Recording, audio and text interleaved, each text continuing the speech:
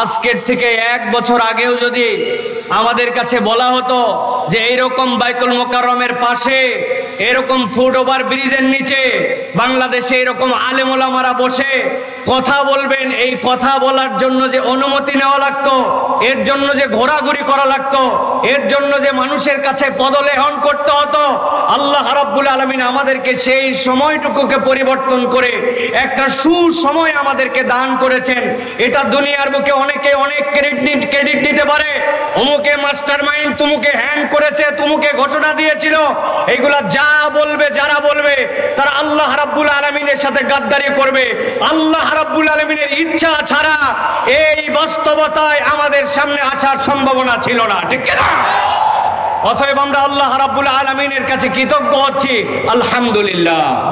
দ্বিতীয় যে কথাটি এই দেশের মানুষ বোঝে, কিন্তু এই দেশের এক শ্রেণীর মানুষের কারণে তারা স্বীকার করে না, সেটি হচ্ছে তাওহীদপন্থী মানুষ, ইসলামপন্থী মানুষ, যারা আল্লাহ রসুলকে ভালোবাসে, যারা মরার পরে জান্নাতে যাওয়ার জন্য শহীদি তামান্না হৃদয়ে রাখে, ওই সকল পরিবারের সন্তান এবং সেই সকল শিক্ষায় শিক্ষিত হওয়া মানুষেরা রাস্তায় নেমেছিল বলে, কথা বলেছিল বলে, মসজিদগুলো থেকে জুমার খুতবা চলমান ছিল বলে ওই ম্যান্ডেটগুলো মানুষের হৃদয়ের মধ্যে ধারণ করা ছিল, তারই এক বিস্ফোরণ হয়েছিল ইসলামপন্থীদের দ্বারা। অন্য যারা ক্রেডিট নেয় এরা ধান্দাবাজ, মূল রক্ত দিয়েছে ইসলামপন্থীরা, তাওহীদপন্থীরা। ইসলামপন্থীরা না থাকলে বাংলাদেশের এই নতুন বাংলাদেশ দেখার স্বপ্ন হতো না।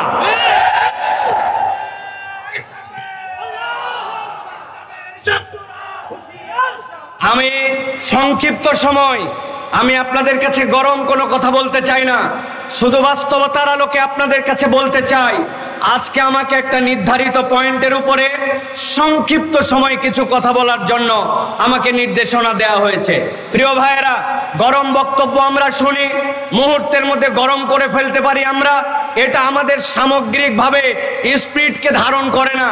যদি আমরা হৃদয় থেকে ইসলামের একটা চেতনা লালন না করি, তাহলে আমাদের মধ্যে ডান বাম, সামনে পিছনে, উপর নিচ বিভিন্ন দিক থেকে ষড়যন্ত্র আসবে, শয়তানের বাধা আসবে, আমরা সেই সময় টিকে থাকতে পারবো না। এই জন্য আজকে আমাদের আলোচ্য বিষয় সংক্ষিপ্ত সময়ে সেটি হচ্ছে দ্বীনের বিষয়ে আমাদের ঐক্যবদ্ধ থাকার গুরুত্ব এবং পদ্ধতি কি হবে। এখানে একজন লোক যদি হাত তুলে আমাকে বলেন যে হুজুর, দ্বীনের বিষয়ে, ইসলামের বিষয়ে, ঈমানের বিষয়ে, তাওহীদের বিষয়ে, আল্লাহ রসুলের বিষয়ে আমাদেরকে ঐক্যবদ্ধ থাকতে হবে, এই ঐক্যবদ্ধ থাকার প্রয়োজন নাই, অথবা ঐক্যবদ্ধ থাকতে হবে, এইটা আমি বুঝি না। আমি বিশ্বাস করি এখানে একজন লোক নাই যে বলবে যে ঐক্যবদ্ধ থাকার দরকার নাই। এরকম কোন লোক আছে ভাই? একটু আওয়াজ দিয়েন ভাইজান, আছে ভাই? নাই। কিন্তু আমার যে বিষয়টি আপনাদের কাছে উপস্থাপনে সংক্ষিপ্ত সময়ে 6টা পয়েন্টের আলোকে করতে চাই, সেটি হচ্ছে ঐক্যবদ্ধ থাকার গুরুত্ব আমরা বুঝি, কিন্তু ঐক্যবদ্ধটা থাকবো কেমনে? আমাদের মধ্যে তো মুহূর্তে মুহূর্তে ফাটল ধরে যায়, অমুকে অমুকের কাছে বিক্রি হয়ে যায়, তুমুকে তুমুকের কাছে বিক্রি হয়। এই দেশে কথা আছে, আগের রাত্রে 1 কাপ চা আর একটা বিড়ির কাছে বাঙালি তার ভোট বিক্রি করে দেয়, ঠিক কিনা? এই জন্য আমরা বলতে চাই প্রিয় ভাইয়েরা, দ্বীনপন্থী মানুষেরা, ইসলামপন্থী মানুষেরা যদি এইটা অনুভব করে কেমনে আমরা ঐক্যবদ্ধ থাকব, তাহলে আমাদের জন্য এই কার্যকারণগুলা খুঁজে খুঁজে যদি গ্যাপ আসে, সেইটার বাহিরে আমাদের নিজেদের পথ চলাকে আমরা তখন মসৃণ করে নিতে পারবো। ছোট্ট একটা উদাহরণ দিয়ে আপনাদের কাছে কথায় ঢুকি। আপনি যদি জানেন এই রাস্তাটিতে আপনি রওনা হয়েছেন, সামনে রাস্তার কনস্ট্রাকশনের কাজ চলতেছে, ওই জায়গায় একটা গর্ত আছে, কিছু দূর যাওয়ার পরে রাস্তার মুখটা চিকন হয়ে গেছে, আপনার টাইমটা বেশি লাগবে। আপনার কাছে যদি এই তথ্যগুলি জানা থাকে, তাহলে আপনি রাস্তা নির্বাচনের সময় আপনি বুঝে সুঝে হাঁটবেন। এখন শয়তান আমার জন্য কোন কোন ঘাঁটিতে ফাঁদ পেতে রেখেছে, আমি আল্লাহকে পছন্দ করি, রসুলকে পছন্দ করে, ইসলামকে পছন্দ করে, কিন্তু আমি ফাঁদ চিনি না। এখন আমাদের অবস্থা হয়ে গেছে, আমরা সকলেই একটা ঝুলের মধ্যে চলতেছি, কিন্তু ডেপথলি আমাদের এই বিষয়গুলো আমরা অনুভব করছি না। আমি এই জন্য খুব সংক্ষিপ্ত সময়ে আপনাদের কাছে 6টা পয়েন্ট বলবো, সর্বোচ্চ হয়তো 3, 6, 18 মিনিট লাগতে পারে, আমার সময়ের মধ্যে আমি ইনশাল্লাহ শেষ করে দিব। এক নম্বর প্রিয় ভাইরা যে বিষয়টি, সেটি হচ্ছে আল্লাহ রাব্বুল আলামিন সূরা আলে ইমরানের 103 নম্বর আয়াত যেটা আমি তেলাওয়াত করেছি, সেখানে ঐক্যবদ্ধ থাকার গুরুত্বের কথা বলেছেন। এটা আমরা সকলেই কম বেশি জানি, ওয়াতাসিমু বিহাবলিল্লাহি জামিআন ওয়া লা তাফাররাকু, এটা আল্লাহর কথা। কিন্তু এর পরের আয়াতে কারিমার সাথে আল্লাহ রাব্বুল আলামিন চারটা দিকের কথা মুসলমানদের জন্য উল্লেখ করেছেন। আল্লাহ রাব্বুল আলামিন বলেছেন, শোনো, আমি আল্লাহ রাব্বুল আলামিন তোমাদেরকে বললাম তোমরা একতাবদ্ধ হয়ে থাকো, কখনো তোমরা বিভক্ত হয়ো না, তোমরা আল্লাহর রজ্জুকে ধরে রাখো। তবে জেনে রাখো, ওয়াজকুরু নি'মাতাল্লাহি আলাইকুম, তোমার এই একতা থাকবে না যদি তুমি আল্লাহ রাব্বুল আলামিনের নিয়ামতের কৃতজ্ঞতা আদায় না করো। আমরা বিগত 1 বছরের বাংলাদেশে আমরা দেখতে পাই, যখনই বিপদে পড়ে, যখনই ইন্টারিমের নানান ধরনের ঝামেলায় পড়ে, তখনই একদল ইসলামপন্থীদেরকে কাছে নেওয়ার জন্য তখন একতার ঘোষণা দেয়। আবার বিপদ কেটে গেলে ইসলামপন্থী আর হুজুরদেরকে পছন্দ হয় না। এটা আপনারা দেখেছেন না? এটার কারণ কি? এটার কারণ হচ্ছে আল্লাহ রাব্বুল আলামিনের নিয়ামতের শুকরিয়া নাই। যেই বান্দারা আল্লাহ রাব্বুল আলামিনের নিয়ামতের কৃতজ্ঞ হবে না, ওই বান্দাদের মুখ দিয়ে ফেক একতার কথা আসবে, মূল একতা তাদের মধ্যে থেকে আসবে না। আল্লাহ রাব্বুল আলামিন এরপরে বলেছেন, ইজ কুনতুম আদান ফাআল্লাফা বাইনা কুলুবিকুম ফাসবাহতুম বিনি'মাতিহি ইখওয়ানা। আমার সাথে আপনার অন্তরের জোর, আমার সাথে আপনার অন্তরের ভালোবাসা, এইটা মানুষের হাতে অন্তরের নিয়ন্ত্রণ নাই, অন্তরের নিয়ন্ত্রণ কর্তা আল্লাহ।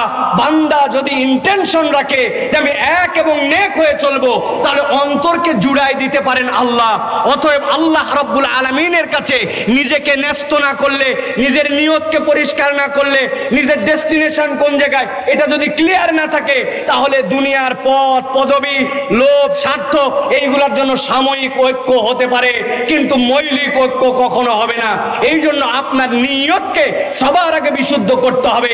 আমরা খোলাফায়ে রাশিদিনের সেই খেলাফতকে এই দেশের মধ্যে দেখতে চাই। আমরা আল্লাহ রাসূলের আইন অনুযায়ী দেশের প্রতিটা ঘর শাসিত হবে সেইটা দেখতে চাই। আল্লাহ রাসূলের অনুশাসনের নিয়ম অনুযায়ী এই দেশ শাসিত হবে এই স্বপ্ন দেখতে চাই। হতে পারে সেটা 5 বছর পরে, হতে পারে সেটা 500 বছর পরে, কিন্তু ইমানদারের ইন্টেনশন যদি পরিষ্কার হয়, আল্লাহ রাব্বুল আলামিন তার কাজের মধ্যে বরকত দিবেন, ঠিক কি না? অতএব এইটা হচ্ছে একটা গুরুত্বপূর্ণ জিনিস প্রিয় ভাইরা। আমি এই জন্য আপনাদের কাছে এই প্রথম পয়েন্টে বলবো, প্রিয় ভাইরা, আল্লাহ রাব্বুল আলামিনের রজ্জুকে আঁকড়ায় ধরতে হবে। আল্লাহ রাব্বুল আলামিনের রজ্জুকে আঁকড়ানোর ক্ষেত্রে দুইটা জিনিসকে গুরুত্ব দিতে হবে, অন্তরের মালিক আল্লাহ আর আল্লাহর নিয়ামতের কৃতজ্ঞতা আদায়। বান্দা যদি আল্লাহর নিয়ামতের কৃতজ্ঞতা আদায় করে আর এই অন্তর আল্লাহ ঠিক করে দিতে পারেন, এই নিয়তকে সামনে রেখে নিয়ত সহি করে চলে, তাহলে আমাদের ঐক্য টিকে থাকবে।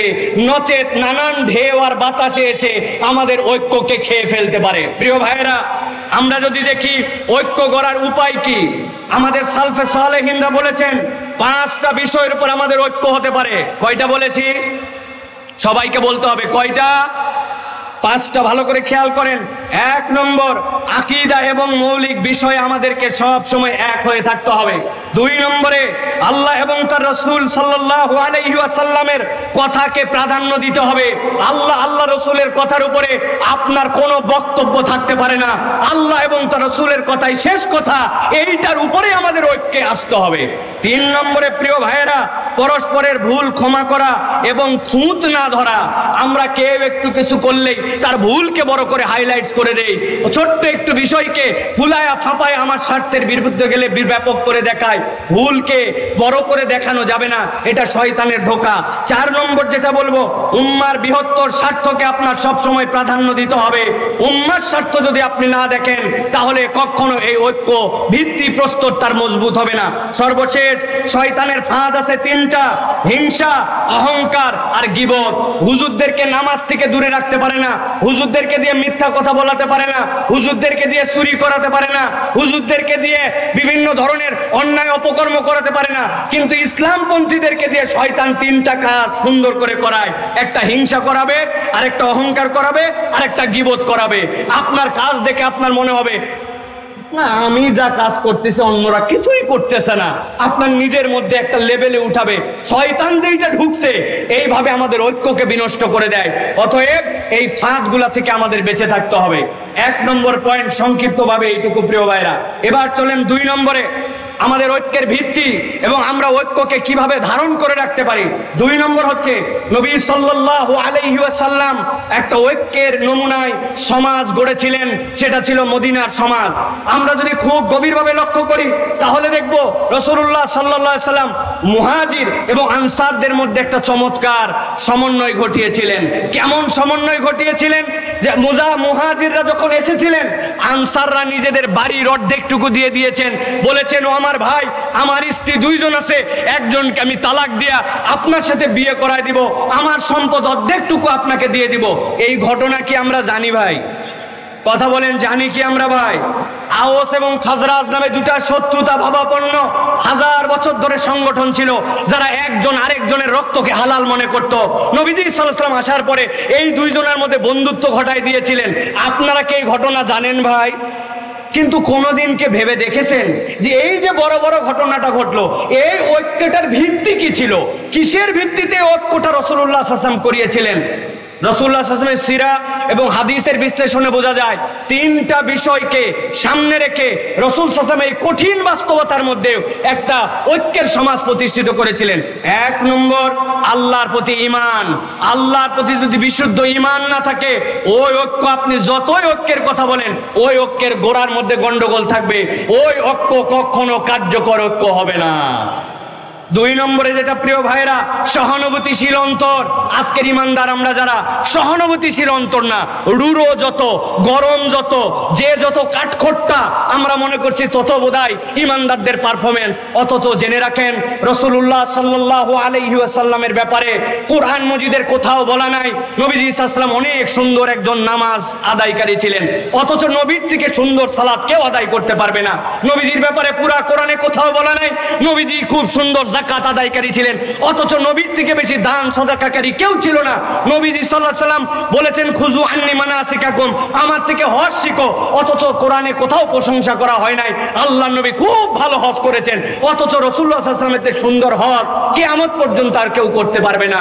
কিন্তু নবীজির একটা বিষয় নিয়ে কোরআনে প্রশংসা করা হয়েছে, ইন্নাকা লাআলা খুলুকিন আযীম, আমার নবী ছিলেন মহান চরিত্রের উপর অধিষ্ঠিত। আজকের মুসলমান নামাজি, আজকের মুসলমান হাজি, আজকের মুসলমান টুপিওয়ালা, আজকের মুসলমান ওজিফাওয়ালা, কিন্তু আজকের মুসলমানের আখলাক আমাদের সুন্দর নয়। অতএব নবীজির ওই ঐক্যের ভিত্তি ছিল সহানুভূতিশীল একটা অন্তর। প্রত্যেককে আমাদের সহানুভূতিশীল অন্তরের মালিক হতে হবে। 3 নম্বরে প্রিয় ভাইরা, দ্বীনকে প্রাধান্য দিতে হবে। যেখানে দ্বীন নাই সেই জায়গায় কোনো ঐক্য হতে পারে না প্রিয় ভাইরা। দুনিয়া একদিক হয়ে যেতে পারে, ইমানদাররা কখনো সমকামিতাকে প্রমোট করতে পারে না, এলজিবিটিকিউকে সমর্থন করতে পারে না। আপনি কিয়ামত ঘটায় দিতে পারেন, ইসলাম এটাকে হারাম বলেছে, আপনি এটা করতে পারবেন না। যেই সকল কমিশন আজকে বাংলাদেশে এসে ধোঁকাবাজির কমিশন দিচ্ছে, তারা গাজার মুসলমানদেরকে রক্ষা করতে পারে নাই, তারা মুসলমানদেরকে সেই জায়গায় ক্ষুধার জ্বালায় হত্যা করছে, সেই জায়গায় তাদের কোনো মাথা ব্যথা নাই। আর এই দেশের মানুষ যারা শান্তিপ্রিয় মানুষ, যারা এই দেশের মানুষ নীরব নিষ্পৃহদের ধর্ম পালন করে, এই জায়গার মানুষ তাদের যারা ভাই ব্রাদার অন্য ধর্মাবলম্বী আছে তাদেরকে সুন্দর করে আগলা রাখে, তাদের মন্দিরকে প্রয়োজনে পাহারা দেয় যাতে কোনো দুষ্কৃতিকারী অন্যায় করতে পারে না। এই জায়গায় মানবাধিকার কমিশন ফলাতে আসছে, তারা দুনিয়ায় মানবাধিকার দেখতে পায় না।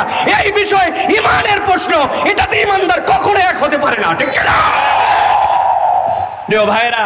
অতএব বলবো 2 নম্বর বিষয় এটা, যে আমাদেরকে মনে রাখতে হবে নবীজি সাল্লাল্লাহু আলাইহি ওয়াসাল্লামের আদর্শ হবে আমাদের ঐক্যের ভিত্তি। মনে থাকবে এটা। দুনিয়ার কোন আদর্শ আমাদের ঐক্যবদ্ধের ভিত্তি হতে পারে না। এই ভিত্তিতে ঐক্য হলে, এই ঐক্য আল্লাহ রাব্বুল আলামিন ফাআল্লাফা বাইনা কুলুবিকুম, আল্লাহ অন্তরের মধ্যে জুড়াই দিবেন, শয়তান আর ওখানে ঢুকতে পারবে না ইনশাআল্লাহ। এটা গেল 2 নম্বর প্রিয় ভাইরা। নবী করিম সাল্লাল্লাহু আলাইহি ওয়াসাল্লামের একটা হাদিস বলি, আপনারা জানেন, বুখারীর হাদিস। আল্লাহ নবী বলছেন, আল মুমিনু লিল মুমিনি কাল বুনিয়ান ইয়াশুদ্দু বা'দাহু বা'দা। একটা বিল্ডিং যেরকম ইটের পরে ইট গেথে তারপরে সেটা একটা স্ট্রাকচারে দাঁড়ায়, একটা মুমিন আরেকটা মুমিন হচ্ছে এরকম বুনিয়ান।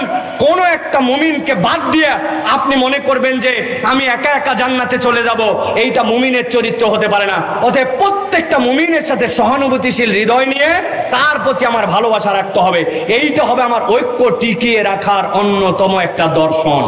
3 নম্বরে প্রিয় ভাইয়েরা, সমাজে যদি ঐক্য না থাকে তাহলে আমাদের কি হতে পারে একটু ভালো করে খেয়াল করেন। প্রিয় ভাইয়েরা, আল্লাহ রাসূল সাল্লাল্লাহু আলাইহি ওয়াসাল্লাম ঐক্য প্রতিষ্ঠা করলেন।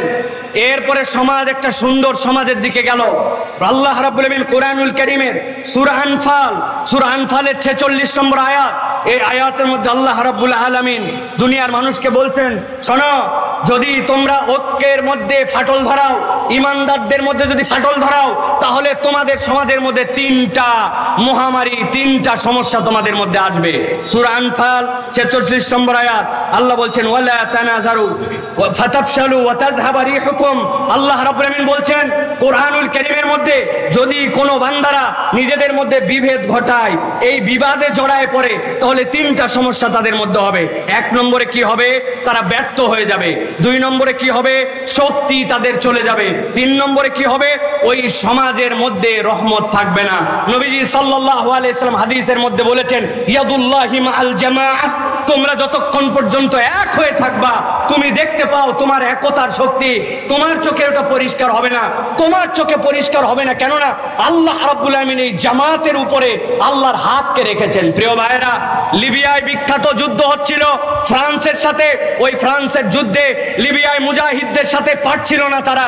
এক পর্যায়ে ফ্রান্স সিদ্ধান্ত নিল, সম্মুখ সমরে মুজাহিদিনদের সাথে পারা যায় না। তারা তখন উপর থেকে হেলিকপ্টার গানশিপ দিয়ে হত্যা করার সিদ্ধান্ত নিল। মুজাহিদদের আমিরের কাছে মুজাহিদরা যে বলল, আমিরুল মুজাহিদিন, সামনের গেরিলা যুদ্ধে তারা আমাদের সাথে পারে নাই, কিন্তু এখন তো আমাদের আর কিচ্ছু করার নাই। আমাদের অস্ত্রের রেঞ্জ যে পর্যন্ত, তার উপর দিয়ে তারা হেলিকপ্টার দিয়ে আমাদেরকে হত্যা করবে। আমিরুল মুজাহিদিন তাদেরকে জিজ্ঞাসা করেছিলেন তারা কিভাবে হত্যা করবে। বলবে উপর থেকে তারা গুলি করবে। বলছে কত উপর থেকে? বলে অনেক উপর থেকে। বলে আরে কত উপর থেকে? বলে আমাদের গুলির রেঞ্জ যেখানে নাই সেখান থেকে। আমিরুল মুজাহিদিন তাদেরকে বলেছিলেন, ও মুজাহিদেরা, ভালো করে বুঝে থাকলে বলো, তারা যত উপর থেকে গুলি করবে, এই গুলিটা কি আরশে আজিমের উপরে নাকি আরশে আজিমের নিচে? মুজাহিদরা বলছে, আল্লাহ সুবহানাল্লাহ, কি বলেন আপনি? আল্লাহর আরশের উপরে সে কেমনে যাবে? তখন আমিরুল মুজাহিদিন তাদেরকে বলেছিলেন, তোমরা এক এবং নেক হয়ে থাকো, যেই আরশে আজিমের রবের উপরে কেউ উঠতে পারে না, তার বান্দারা যখন জমিনে থাকে, ইয়াদুল্লাহি মাআল জামাআহ, আল্লাহর হাত তাদের সাথে থাকে। এক থাকলে মুসলমানদেরকে কিয়ামত পর্যন্ত কেউ পরাজিত করতে পারবে না। কেন? আমাদের আরশে আজিমের রব হচ্ছেন আল্লাহ।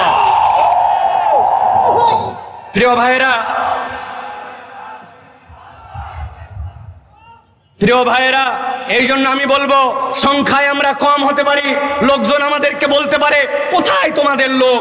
আমাদের লোক বেশি দরকার নাই। ইমানদাররা কখনো অস্ত্রের বলে জিতে নাই। ইমানদারদের সাথে একটা বল ছিল, সেটা হচ্ছে ইমানি বল। যতক্ষণ পর্যন্ত আমরা এই ঐক্যবদ্ধতার স্বপ্ন নিয়ে সীমিত স্বার্থকে ত্যাগ করে এক থাকবো, এই ইমানের বল দিয়েই মুসলমানরা বিজয়ী হবে ইনশাআল্লাহ। প্রিয় ভাইরা, এটা হলো 3 নম্বর পয়েন্ট। সংক্ষিপ্ত ভাবে এবার চতুর্থ যে বিষয়টি আপনাদের কাছে বলবো, প্রিয় ভাইরা, এই উম্মাহ, যে উম্মার ব্যাপারে আল্লাহ রাব্বুল আলামিন কোরআনুল কারীমের মধ্যে ছোট্ট 2টা শব্দে প্রশংসা করেছেন। কি প্রশংসা? সামি'না ওয়া আতা'না। এরা তো সেই উম্মত যারা শোনে আর মেনে নেয়, এরা কোনো প্রশ্ন করে না। এটা হচ্ছে উম্মতে মুহাম্মাদের বৈশিষ্ট্য। মুফাসসিরিনে কেরাম ব্যাখ্যা করছেন এই আয়াতে কারিমার আলোকে এই উম্মতের মৌলিক বৈশিষ্ট্য কি? এই উম্মতের মৌলিক বৈশিষ্ট্য হচ্ছে ঐক্য। এই উম্মতের মৌলিক বৈশিষ্ট্য আমার কথা নয়, আল্লাহ রাব্বুল আলামিনের নবী সাল্লাল্লাহু আলাইহি ওয়াসাল্লাম বলছেন, ইন্নাল্লাহা ইয়ারদা লাকুম সালাসান। ও দুনিয়ার মানুষ, জেনে রাখো, আল্লাহ রাব্বুল আলামিন 3টা জিনিস পছন্দ করেন। একসাথে সমস্বরে, একটা মুখ বন্ধ না করে একসাথে বলতে হবে, আল্লাহ রাব্বুল আলামিন কয়টা জিনিস এই উম্মত থেকে পছন্দ করেন? একসাথে বলেন, কয়টা? 3টা মুখস্থ করেন। 1 নম্বরে, আন তা'বুদুহু ওয়া লা তুশরিকু বিহি শাইআ। আল্লাহ পছন্দ করেন উম্মতে মুহাম্মাদি আল্লাহ ছাড়া কারো ইবাদত করবে না, আল্লাহর সাথে কাউকে শিরিক করবে না। এটা 1 নম্বরে। 2 নম্বরে, ওয়ান তা'তাসিমু বিহাবলিল্লাহি জামিআ। এই উম্মত আল্লাহর রজ্জুকে, কোরআন সুন্নাহকে একেবারে দাঁত দিয়ে কামড়ায় ধরার মতো ধরে একতাবদ্ধ থাকবে, এটা আল্লাহ পছন্দ করেন। আর 3 নম্বরে, ওয়ান তুনাসিহু। তোমরা এই উম্মতে আল্লাহ এবং আল্লাহ রাসূলের নির্দেশ অনুযায়ী উম্মত সব সময় একজন আরেকজনকে নসিহত করবে। আমাদের দ্বীন হচ্ছে নসিহা। অতএব এই উম্মতের বৈশিষ্ট্য হচ্ছে ঐক্যবদ্ধ থাকা, আর ঐক্যের ভিত্তি হবে আল্লাহর সাথে কাউকে শরীক করি না, ইবাদত করি একমাত্র আল্লাহর। বলবো একটা কথা সামনে আর পিছনে করব আরেক কাজ, এটা ইমানদারের বৈশিষ্ট্য হবে না। যে ইমানদার মসজিদে আল্লাহর দিনকে মানে, যে ইমানদার জানাজায় আল্লাহর ইসলামকে মানে, যে ইমানদার ওই যাকাতের ইসলামকে আল্লাহ মানে, ওই ইমানদার যদি এটা বিশ্বাস না করে যে আল্লাহর দেওয়া বিধান অনুযায়ী এই সমাজ চলতে পারে, রাষ্ট্র চলতে পারে, চোরের বিচার হতে পারে, তাহলে ওই ইমানদারের কখনো ঈমান পূর্ণ হয় নাই, ঠিক না? আমাদের অনেক ধান্দাবাজ আছে, এই ধান্দাবাজরা দেখবেন একটা কথা আমি সব সময় বলি, আমরা বলি আমানতু বিল্লাহি ওয়া মালাইকাতিহি ওয়া কুতুবিহি। এইটা বলছি তো আমরা, না ভাই? বলেন তো ভাই, ওয়া কুতুবিহি মানে কি? হ্যাঁ, ভালো করে বুঝে বলেন, কুতুবিহি মানে কি? একটা লোক কোরআনুল কারীমের অর্ধেকটা পুরাপুরি কবুল করছে, আর বাকিটার ব্যাপারে বলছে কিছু কথা আছে, 50% মুসলমান তাহলে, তাই তো নাকি? আরেকজন পুরাটাই শেষ করছে শুধু সূরা নাস, অল্প একটুখানি, ওইটার এখন আলোচনাটা আর বোঝা হয় নাই, 99.99% মুসলমান, তাই তো নাকি? কত পার্সেন্ট? 0%। প্রিয় ভাইরা, ভালো করে মনে রাখবেন, আমরা বলছি আমানতু বিল্লাহি ওয়া মালাইকাতিহি ওয়া কুতুবিহি, আল্লাহর আইন বিধান যেটা আমার মাথায় ধরে সেটাও স্বীকার করি, যেটা আমার মাথায় ধরে না ওটাও স্বীকার করি, তবেই সে মুসলমান। তাছাড়া ওই মুসলমানের দাম আল্লাহর কাছে নাই, ঠিক না? বাঁচার একটা উপায় আছে, আপনারা যদি বলেন তাহলে বলে দিতে পারি। সবাই রাজি হওয়া লাগবে, আর যাওয়ার সময় 10 টাকা করে হাদিয়া দেওয়া লাগবে। হুজুর খুচরা নাই, তাই না? দেখেন, যদি পছন্দ হয় তাহলে দিয়েন, না পছন্দ হলে দিয়েন। আমি এটা বুদ্ধি বার করছি, এখন থেকে আমরা আমানতু বিল্লাহি ওয়া মালাইকাতিহি ওয়া কুতুবিহি ওয়া রুসুলিহি এইটা না বলে আমরা সিস্টেম করে আগেই বলে নিব আমানতু বিল্লাহি ওয়া মালাইকাতিহি ওয়া কিছু কিছু কুতুবিহি। অথবা আমরা বলবো আমানতু বিল্লাহি ওয়া মালাইকাতিহি ওয়া যদ্দুর বুঝি তদ্দুর কুতুবিহি। কবরে যায় ফেরেশতা ধরছে, কি ব্যাপার, তোমার কিতাব কোনটা? বলে আমি আগেই বলে আসছিলাম যদ্দুর বুঝি তদ্দুর কুতুবিহি। বাটাম কিন্তু একটাও মাটিতে পড়বে না। অতএব ধানাই পানাই মুসলমান হয়েন না, কেবলমাত্র দাড়ি টুপি দিয়ে মুসলমান হওয়া যায় না, নামের আগে মোহাম্মদ থাকলে মুসলমান হওয়া যায় না, ঈদের নামাজে জাতীয় মসজিদে সামনের কাতারে বসলে মুসলমান হওয়া যায় না। মুসলমান হতে হলে আল্লাহর জমিনে আল্লাহর আইনে দেশ চলবে, পুরো পৃথিবী চলবে, এইটার প্রতি আপনার সমর্থন থাকতে হবে। এই সমর্থন না থাকলে মুসলমান হওয়া যায় না।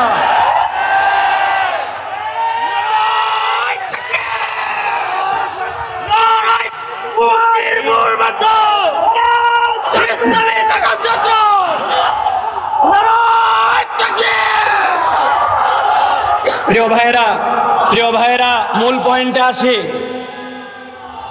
যে মূল পয়েন্টে আসি এবার আমাদের এই ঐক্যকে কিভাবে বিভক্ত করে ফেলে শয়তান, তার সংক্ষিপ্ত 3 মিনিটে 3টা দিক নির্দেশনা দেয় আপনাদের কাছে।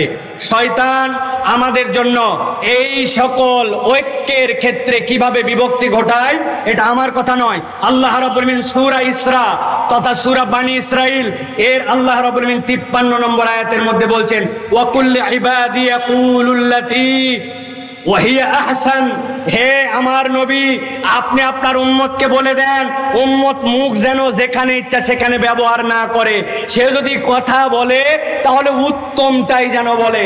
আল্লামা তকি উসমানী সাহেব তার তাফসিরের ভিতরে বলেছেন, উত্তম কথা কেবলমাত্র মুসলমানের সাথেই নয়, নন মুসলমান সকলের সাথে মুসলমান তার কথাটা যেন সুন্দর করে কথা বলে। আমাদের যত ঝামেলা তার মূল হচ্ছে আমাদের মুখ, ঠিক না ভাই? হুজুর এক কথা বলে, আমি এক কথা বলি, হুজুরের তে এক ঘাট আমি বেশি বুঝি, এরকম আমাদের তবিয়ত দাঁড়াইছে। আল্লাহ বলছেন আপনার উম্মতকে সতর্ক করেন যে সে যদি কথা বলে সুন্দর কথা বলে। ভালো করে পয়েন্ট আউট করেন এইটা। আল্লাহ এরপরে বলছেন ইন্নাশ শাইতানা ইয়ানজাগু বাইনাহুম, নিশ্চয় জেনে রাখো শয়তানের কাজই হচ্ছে তোমাদের মধ্যে বিভক্তি ঘটানো।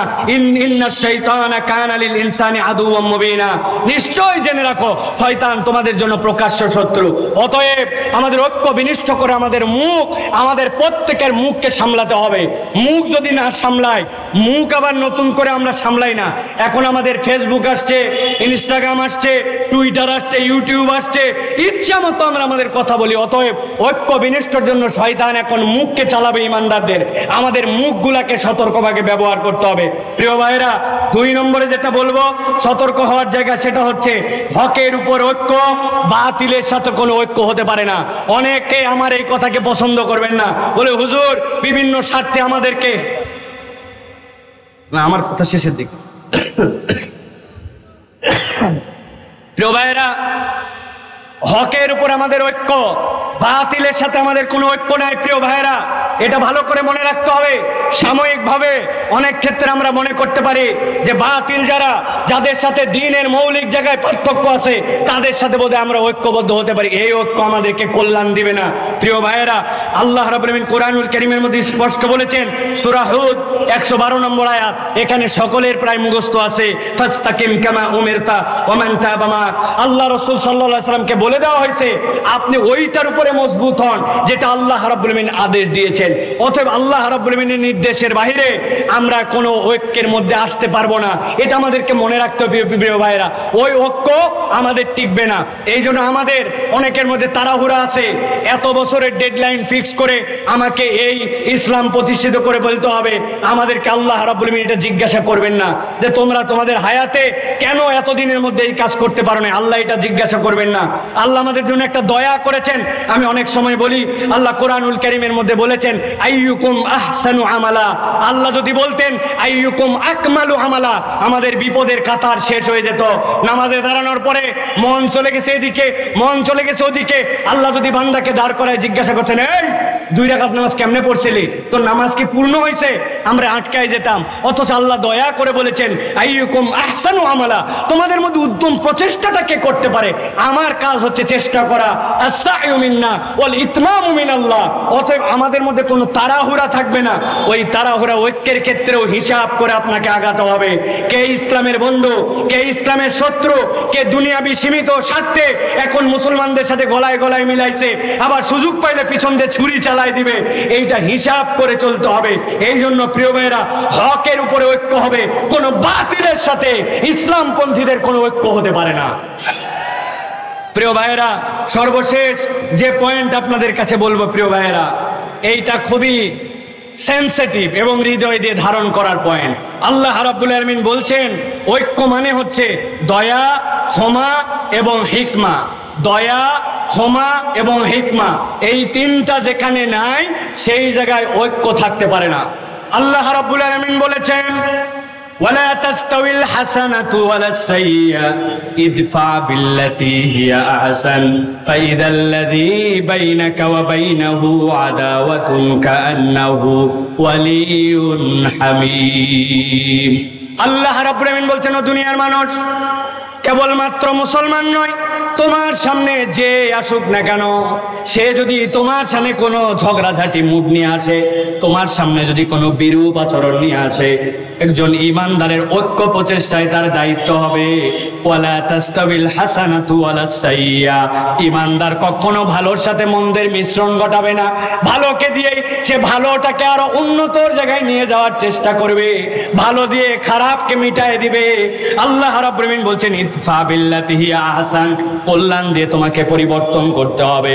অথবা ইমানদারের হৃদয়ের মধ্যে একটা তামান্না থাকবে, আমার দ্বারা এমন কোনো আচরণ যেন প্রকাশ না পায়, আমার দ্বারা এমন কোনো কাজ, আমার দ্বারা এমন কোনো আচরণ যেন প্রকাশ না পায়।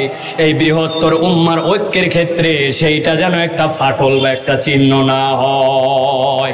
আমি মনে করছি হয়তো তা আমার তো এই ছোট্ট কাজ, এই কাজের এমন কি ভ্যালু আছে, কিন্তু বুনিয়ান উম্মার সুস, আমি ওই মহা বিল্ডিং এর একটা পার্ট, সেটা একটা ধুলিকণা হতে পারে। ইমানদারের ফিলিংস তার মধ্যে থাকবে।